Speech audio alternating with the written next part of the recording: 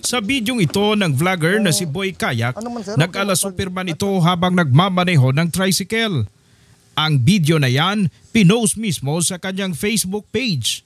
Umani ng iba't ibang komento ang video hanggang sa nakarating ito sa pamunuan ng LTO. Mayo at 13, taong kasalukuyan, binigyan noon ng show cause order si Boy Kayak at pinagpaliwanag ito ng LTO.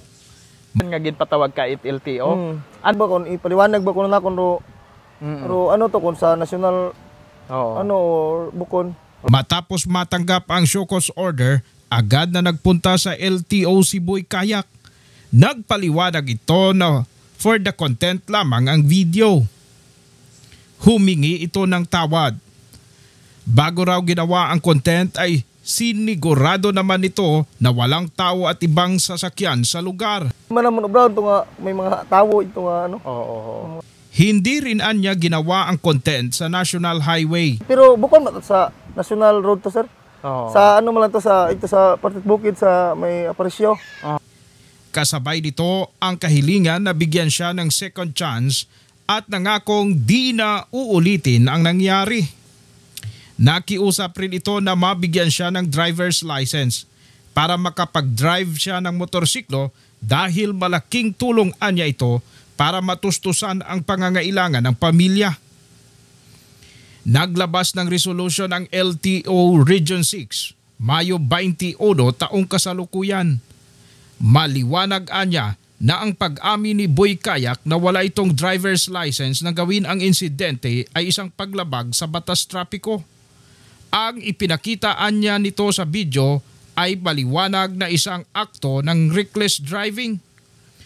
Ang mga paliwanag ni Boy Kayak ay hindi kinatigan ng LTO. Karon lang gid no, ginagawa do resolusyon nga pirmado it among regional director.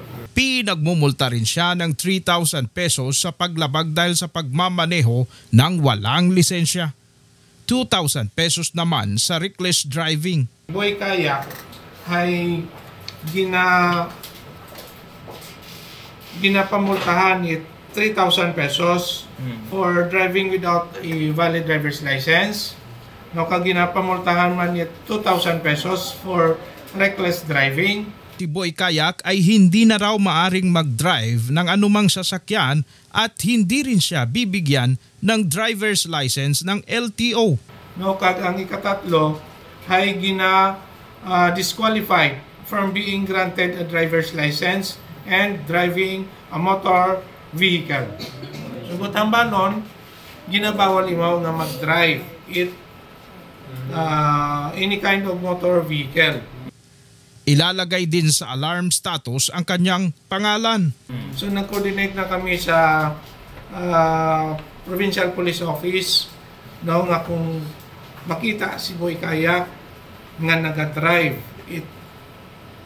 motorcycle or top-down na or any kind of vehicle, no, i-aristo nanda kami sa LTO ang file it kaso. No, kung makita man sa anang mga vlogs nga naga-drive it motorcycle or top-down or any kind of motor vehicle, ay pwede naman namon ma-file ni kaso gamit na ebidensya doon ng mga videos. Ang resolution order permado ng legal officer at regional director ng LTO Region 6. Sa pagharap ni Boy Kayak sa PV News Online, labis na ikinalungkot ng vlogger ang desisyon ng LTO. Sana raw ay binigyan nila ito ng pangalawang pagkakataon katulad raw ng nangyari sa ibang vlogger na gumawa ng kaparehong content. Paano naan niya ang kanyang pamilya? Sir, okay man pag adto no ya. Kaso wang gin paliwanag ako do makaragali ng ano tara basta kung gipapirma nga nako ito sa papel nga to nga wa matay man nag-explain man na makara makato hamba mat na maadto kami ito sa maano patatawagan ako ito nga mapangayo to sinsa ito sa ano pero wa ko tagali. Okay, tiwala mata ko nun nga makara ng ano kuno sang ano ito sa nabas sa mga bayaw ng ano kuno ng trabante kuno na haron no ginano na nga pirma mat ako nito. Ano rin imong reaksyon nga ginhambal it LTO sa andag resolution nga hindi on ikaw makabuol it lisensya kanda kumbaga hay blacklisted kaon sa LTO? Ano imong nga mahambal? Mahamba man ako nang ano gang mga pinangay presensya bukon niya man at ako nag-ubrat makato babo man nga mga vlogger nag-ubrat makato man nga ako ang gidro gin tawanit ng makaron nga ano. Siyempre, tao man lang, bisan tao ani kuntat ng second chance ba nga makaron na iwa gid ah. Makaron ay daywang unga. Pag ina man ako sa motor man ga ano pangayo man lang bait ng ano kung sino ng ano kung sino may mga ano na nobra ay na adto man ang motor man gina ano niya ron. Oo. Pag ako man lang katigo mag-drive sa amon.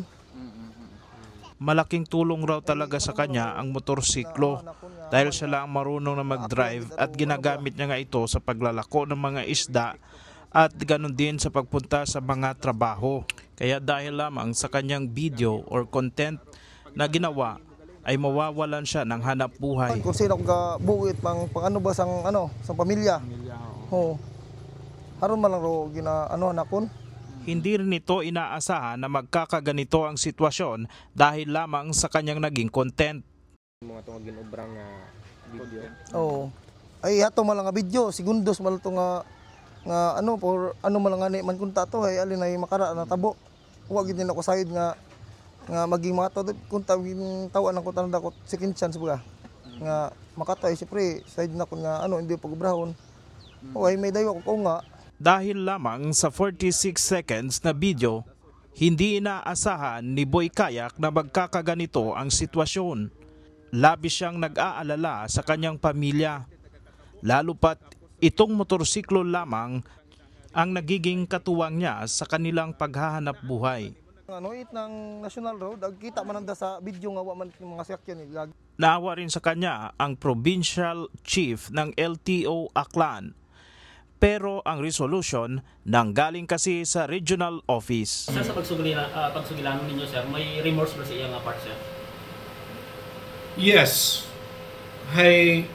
Just yesterday, no, nagtawag ka kon, no, bisan ako gani, ay tao man lang kita, nga naluoy man, kaya na nga bi source of income na ay nagalibod itisda.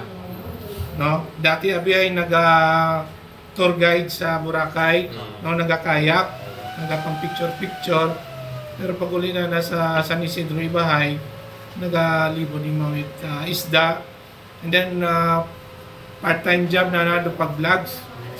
So nagapangayo it pasaylo, no, kaga kung pwede mo nga ma-issuehan it driver's license. No, ay kung ako lang, ay kung naluhoy ako, pwede man kunta, pero anang issue abi ay nakaabot sa regional office, magandang kasikatan ay nakaabot sa national level.